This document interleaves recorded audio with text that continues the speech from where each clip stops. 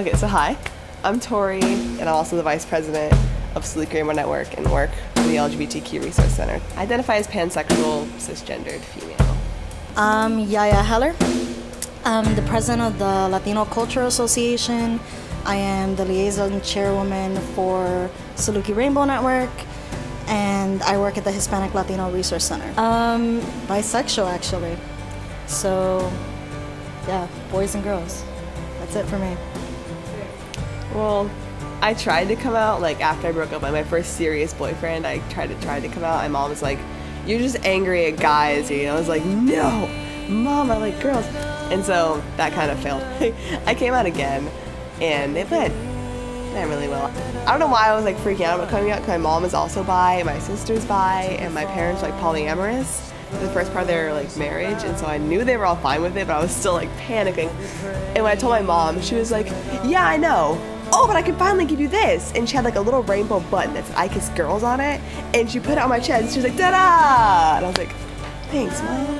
I came out in parts. It was really weird. I literally walked into high school and I said, "I'm a dyke, I'm a lesbian. If you don't like me, do not speak to me." Like, I just literally made up my mind that that was gonna be my identity for 4 years, and I never told anyone in my family. So I finally came out to my sister, and she was like,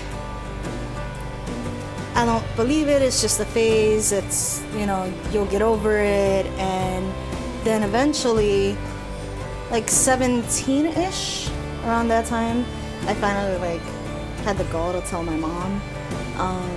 And she like sent me home to my father, and then she kept picking me up on the weekends, which was really weird, and like questioning me as to had I made up my mind yet. I just answered my mom without actually answering her.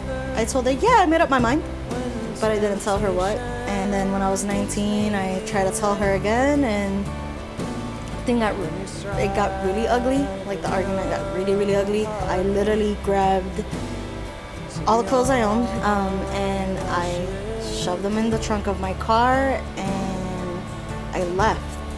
And I literally lived out of my car like the rest of that summer. Eventually,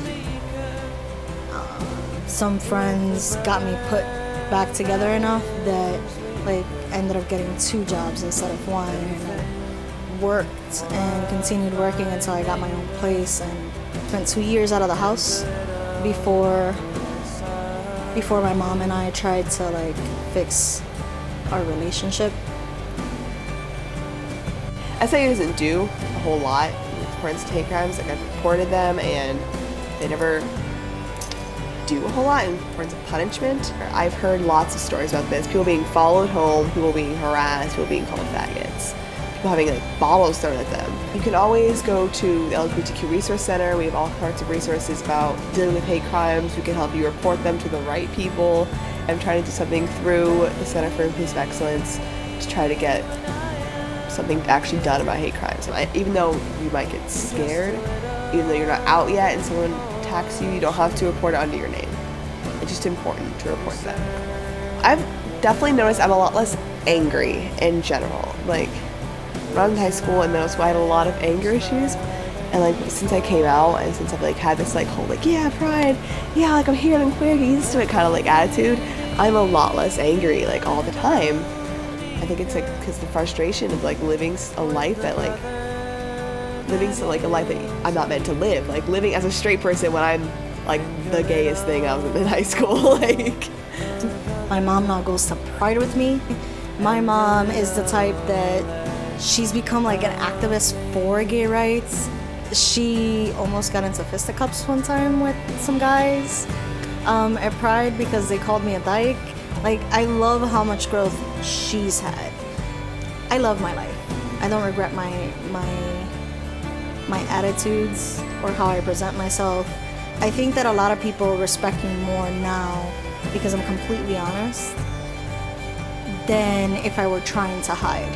I think we actually started like dating at the Mock Quinceañera that Latino Cultural Association puts on. I think that was our first date because we went to her house and like drank beer and watched the L Word. We Netflix and chill. No. I know how to answer that question. Like, what are my feelings for her? I love her. I tolerate you. No. No, I love her. I'm Torrie Hammond, and I am me. I'm Yaya Heller, and